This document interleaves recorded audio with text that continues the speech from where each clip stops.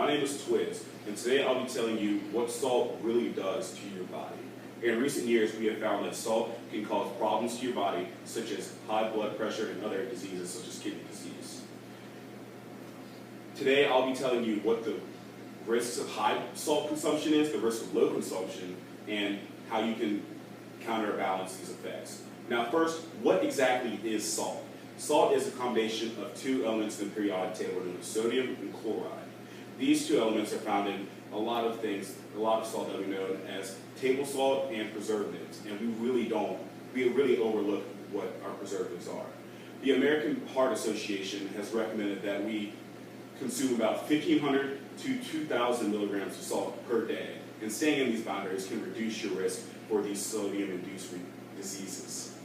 Now, first, low salt. Low salt consumption can be found in people who are athletes that train a lot and sweat out a lot of that salt that we need in our bodies. In high climate weather, because we're sweating out again. As well as in the elderly, because our salt levels seem to drop as we get older. Now, symptoms of low salt can include fatigue, it can include confusion and irritability, and also muscle crampings because our muscles are not getting that water to sustain in our muscles, which causes cramping. Also, people who consume too little salt are not as healthy as people that have a lot of salt. Now in the heart, with too much blood pressure, our heart can work too hard, and that can cause things such as heart attacks and just our heart dying because they're not getting enough nutrients because of the high blood pressure and the clotting. To our brains, basically does the same exact thing. Not enough blood is getting to our brain, which causes reduction in oxygen and reduction in the nutrients to our brain for our brain to work, which can cause dementia, which you see in the elderly because they are low salt consumptions. The brain is a very vital part of our body because it also tells us where our blood should flow. Our blood pressure can also affect the abilities of our kidneys because our kidneys use what is called osmosis to separate toxins and healthy nutrients from our body. And if our kidneys are messed up, those toxic nutrients are just going to stay there and our blood is not going to flow. Now, arteries are the big whole picture of this because our blood is our arteries. If there's too much blood in the arteries, it can cause clotting. And if there's also too little, it can cause fatigue and weakness. And also, if not enough blood is getting through the arteries, it means that it's not getting enough blood to our organs, which we need the blood to give our nutrients to our organs, which can lead in death. And you do not want to be the one to die from this. Like I said, blood pressure seems to rise with age,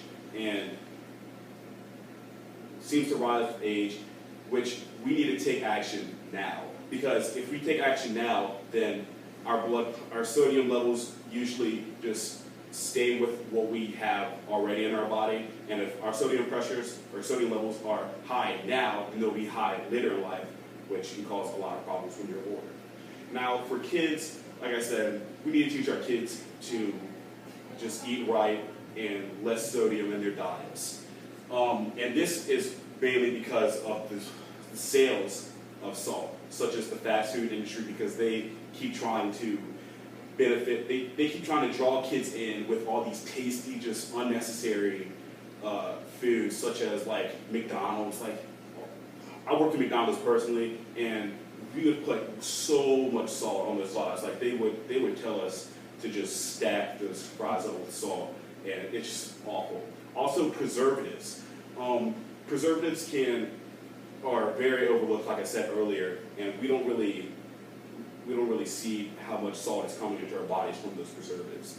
And a lot of the foods such as canned foods, they have a lot of preservatives that are very unnecessary. And then we also have this new thing such as low sodium or low sugar things that are very misleading to us and our children, and we need to teach our children how to look out for these things. I mean, yes, they do say low calorie, which they are, because there's a certain guideline on which we need to, they need to say for their salt amounts. Also, to counteract salt in our body, there's two types of salt. One salt is unrefined salt and one type is refined. This is a refined salt, unrefined salt, which should be more brown than the white, really unnatural looking colors. Another thing you can do to prevent or counteract the effects of sodium in the body is potassium, which we found a lot of in bananas. So the potassium and sodium levels are also balancing your kidneys, which help push or filter out your body's toxins. Exercise. Exercise is vital to anything with your body. Exercise pushes that sodium out through the sweat and pushes out all that water, but we still need to consume salt when we exercise to put those nutrients back in our body. Another great way is eating a well-balanced diet and less preservatives in the foods that we eat. Because, like you see here, look at this amazing thing you can eat that doesn't have that much sodium in it and has a lot of stuff that can counter out the effects of salt. And just to bring everything home, the reason I wanted to do this project was for my grandparents and for my little siblings. I don't want my little siblings to grow up consuming so much salt that later in life their problems, they have a lot of problems. And my grandparents, I see them struggling with salt consumption, and I just wanted to help them out. Thank you for listening. Any questions, please email me. Hope you enjoy.